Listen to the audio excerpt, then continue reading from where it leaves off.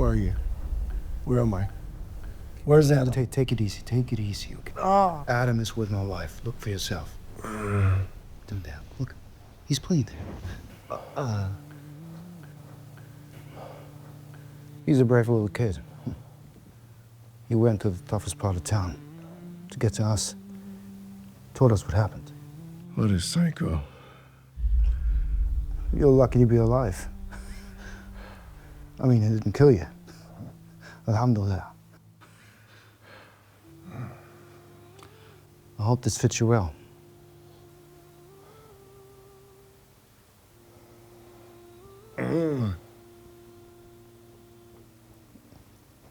What are you doing? Come on.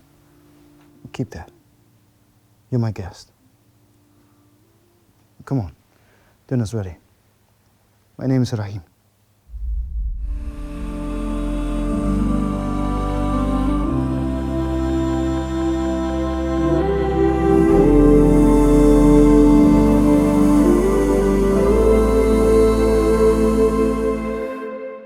Picture the scene. You're standing before Allah on the Day of Judgment, and He brings you so near to Him that He places a veil between you and everyone else. Then He begins to remind you of your sins, one by one. And each time you can only say, Na'am ya Rabbi. Yes, my Lord, I did it. Yes, my Lord, I did it. Until you think there is no hope left for you, and your face starts changing colors. Then He says, come closer to me. And He says to you where no one else can hear, Satartuha alayka fi dunya, wa ana aghfiruha laka al-yawm. I concealed it for you in this life, and today I have forgiven you. That's the opening scene of His unimaginable mercy on an unimaginably difficult day. But the door to that scene was already open for you here. The Prophet ﷺ said that a servant once committed a sin and he said, "Oh Allah, forgive my sin." And Allah said, "Abdi adhnaba dhanban fa'alima anna lahu rabban yaghfiru dhanb wa ya'khudhu bidhanb." My servant committed a sin and he knows that he has a Lord who forgives sins and who punishes for sins. But then he kept falling into that same sin over and over again, but he kept asking for repentance over and over again. And Allah Azza wa Jal kept replying with the very same thing. My servant knows he has a Lord who forgives and who holds accountable. And then he says, "I''mal ma shi'ta faqad ghafartu laka." Do as you wish, O my servant, for I have forgiven you. And in another narration, the Prophet ﷺ said, Allah is amazed at a servant who says, La ilaha illa anta inni zalamtu nafsi faghfir li innahu la yaghfiru dhunuba illa ant. There is no God but you, I have wronged myself, so forgive me, for no one forgives sins except for you. Allah says, my servant knows he has a Lord who forgives and a Lord who punishes. That phrase being repeated is to show you that you need to not just recognize the greatness of the one that you sinned against, but the greatness of the one you're seeking forgiveness from. And it's the same one, but he only named himself the forgiver, not the punisher. You just have to know that you wronged yourself and have no one but yourself to blame. And also to know all along that only He can cover you.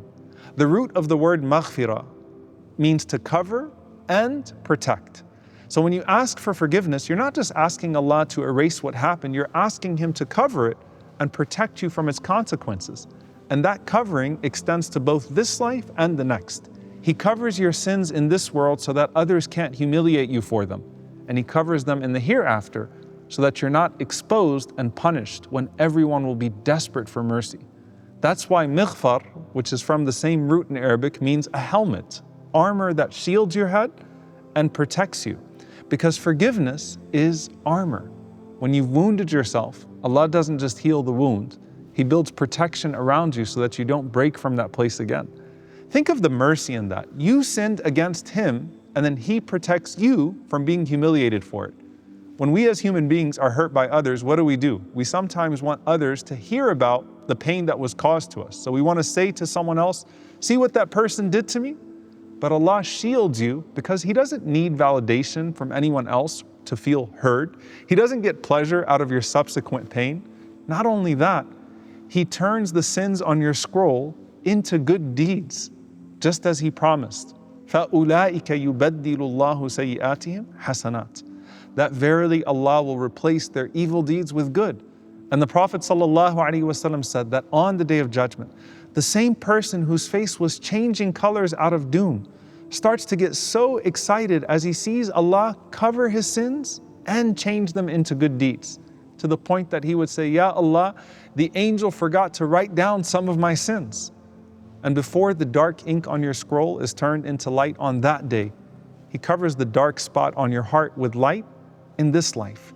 His forgiveness is vast, and it comes in so many layers, and each layer is deeper than the one before. He is Ghafir, the forgiver, and that is the simplest form.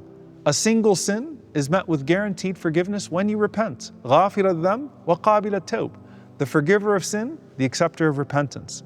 But then when you stumble again and again, He still doesn't shut His door on you, because He is Al-Ghaffar, the one who forgives repeatedly. Every time you return, He meets you with forgiveness, again and again. And then you have the most intense version of this attribute, which is Al-Ghafur, the all-encompassing forgiver.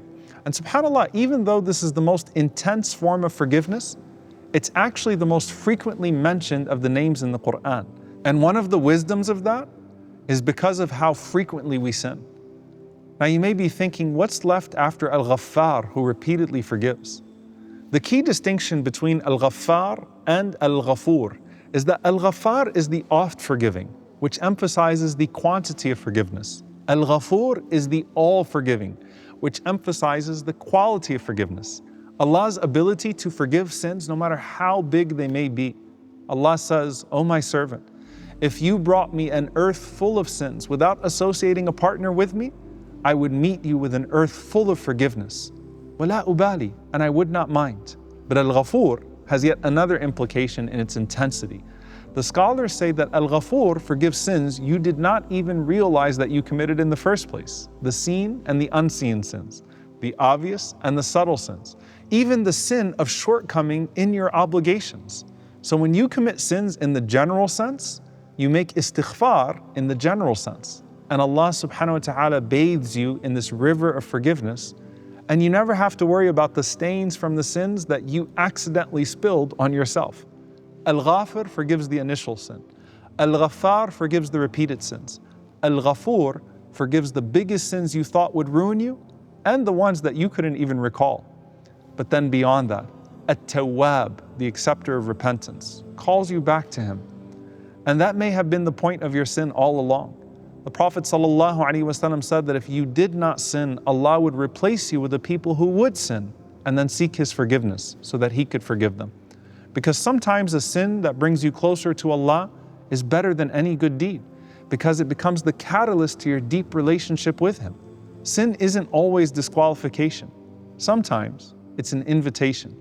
When Allah said to that servant, "Do as you wish, for I have forgiven you," it wasn't permission to sin, it was a promise that as long as you keep returning, you will find me to keep forgiving. And the story of humanity itself began with a sin. But that sin of Adam alayhi salam didn't destroy the story. It completed it. It revealed that every child of Adam was created to fall and then rise, to break and then return, to know Allah not only as the creator, but as the forgiver. And that Imam Ibn al-Qayyim rahimahullah said that sometimes a door of obedience opens, but there is no door of humility that opens alongside it. So the harm of that good deed becomes greater than its benefit. And it's not hard to see that a person could keep doing good deeds but become arrogant as a result. And then what's the point of a good deed that takes you away from Allah? So he said, sometimes a door of sin opens. And with that door of sin comes a door of humility, brokenness, sincere repentance, return. And that becomes better for you than many acts of obedience. But beyond forgiving you when you turn, He turns towards you so that you can turn towards Him. ثُمَّ تَابَ اللَّهُ عَلَيْهِمْ لِيَتُوبُوا. Allah is At-Tawwab, who turns hearts back to Him so that He could turn towards them. Allah turns to you before you turn to Him. He inspires repentance. He sends you reminders. He opens pathways back to Him. And then He calls Himself Tawwabun Rahim, meaning He even then rewards you for doing what you should have done anyway, as if getting lost wasn't your fault in the first place. And He sent Nabi at-Tawbah, the prophet of repentance, through whom the door of return was open for all humanity. And then Imam Ibn al-Qayyim rahimahullah says that the tawbah prescribed for this ummah is the quickest to acceptance, the easiest to access, and the most comprehensive of all. For previous nations, repentance sometimes required major sacrifices. For us, sincere regret and return is enough. He made it simple for you. Between you and Him, no confessions, no blood, no in between, just you and your Lord and a sincere private admission. And before you stand before Him with that veil on the Day of Judgment, learn to stand before Him at night behind the curtains of your home and say, Ya Ghafir, I sinned, forgive me. Ya Ghaffar, I did it again, even though I said I wouldn't, forgive me. Ya Ghafur, for the sins I know and don't know, forgive me. Ya At-Tawwab, despite my sins, turn me back to you. And when you do return, He rejoices. The Prophet ﷺ said, Allah is happier with the repentance of His servant than a man who loses his camel in the desert with all of his provisions. And then he lies down in despair awaiting death, and then suddenly he wakes up to find the camel standing right before him. And then out of overwhelming joy he calls out, Ya Rabb, anta abdi wa ana rabbuk. You are my servant and I am your Lord. He mixes up his words out of joy. Imagine that moment, the tears and the joy and the relief. And then think of when Allah welcomes you back and it being even more celebration than that in the heavens. Even though He never needed you, but you always needed Him. And beyond the man that found that camel, think of the way Allah forgave a sinful woman who just found a thirsty dog and gave some water to it. Who do you think sent her that dog and put the mercy in her heart in the first place? All of that to give her an opportunity to be forgiven despite a lifetime of sinning against Him. That's why arja ayah, the most hopeful ayah in the Qur'an, according to many of the Sahaba, is قُلْ يَا عِبَادِيَ الَّذِينَ أَسْرَفُوا عَلَى أَنفُسِهِمْ لَا تَقْنَطُوا مِنْ رَحْمَةِ اللَّهِ إِنَّ اللَّهَ يَغْفِرُ الذُّنُوبَ جَمِيعًا إِنَّهُ هُوَ الْغَفُورُ الرَّحِيمُ. Say, O my servants who have transgressed against themselves, do not despair of the mercy of Allah. Indeed, Allah forgives all sins. Indeed, it is He who is the forgiving, the merciful. So don't despair of His mercy, not because you deserve it, but because He defines Himself by it. I want you to think of the man who the Prophet ﷺ said killed 99 people. And then he goes and asks a worshiper, do you think Allah would forgive me? And when the man says no, he kills him too, making it 100 casualties. Then he goes to a scholar, and the scholar says, oh so-and-so, who can stand between you and the mercy of Allah? But you need to start your life over, go to a new land, and live a life of righteousness. And on the way, he dies. And Allah subhanahu wa ta'ala commands, measure the distance between him and the two lands. And then Allah moves the earth to bring him nearer to His mercy so that He can forgive him. Allah inspired his repentance. Allah sent him the scholar to guide him. Allah even shifted the ground itself, all so that He could forgive him, because innahu huwa al-Ghafur rahim. Innahu huwa At-Tawwab rahim. So the next time you think you're not worthy of forgiveness, remind yourself that you never killed 100 people like that man. And even if you had, you'd still have a chance. But while that man and others like him may encounter Allah's mercy on the Day of Judgment, he missed out on enjoying a life of Allah's love here. Is it possible for Allah to still love you despite all the sins that you've done?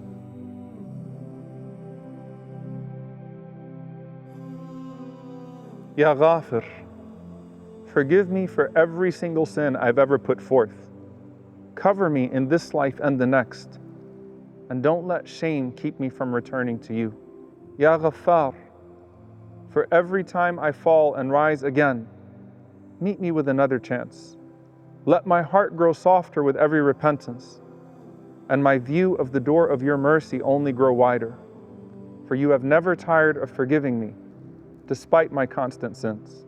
Ya Ghafur, forgive me for what I know and what I don't, what I've done and what I still may do.